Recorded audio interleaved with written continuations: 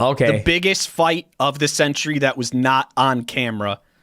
Bradley Martyn versus Logan Paul. Yeah.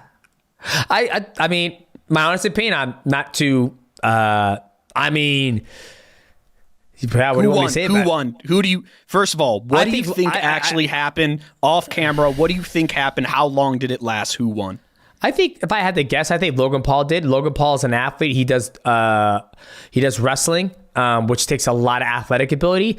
And I think it's good that these guys did it off camera or did it on camera. It doesn't matter. Obviously, there's another snippet of it going around that they wanted it off camera because these guys are protecting their brand, right? I think Logan Paul would do it on camera. I think for them to do it off camera, it's basically them protecting their brand.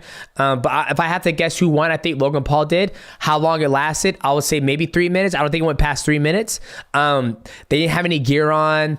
I don't know if they punched each other. They could have just wrestled. But, once again, I'm a big fan of both those guys, especially Logan Paul. Nick just texted me a play-by-play of, according to Logan and his boy Mike, this is what went down. So they decided on no cameras. Yep. And what happened was Bradley goes for a guillotine, doesn't get it.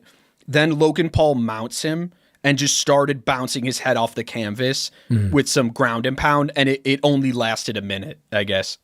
Well, there you go. I mean, I'm not a big fan of saying, playing telephone, like she said, he said, we said, whatever.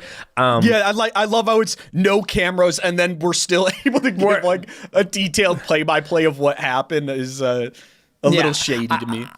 I'd rather just be like, hey, you know what? I'm happy they were to squash it. They were boys, let boys be boys. It's kind of like Mayweather talking about Frank, Gervonta Davis taking on Haney in his sparring matches. And he goes, oh man, Haney was working him, Tank was working him, da-da-da-da. Then he finally dropped the video and we all can watch for ourselves and make our own opinions. So for me, I don't want to spend too much energy speculating on what happened between Bradley Martyn and Logan Paul, but I'm glad they hashed it out. I'm glad they're friends now, and I'm glad they can move forward with building each other's brand or whatever they want to do.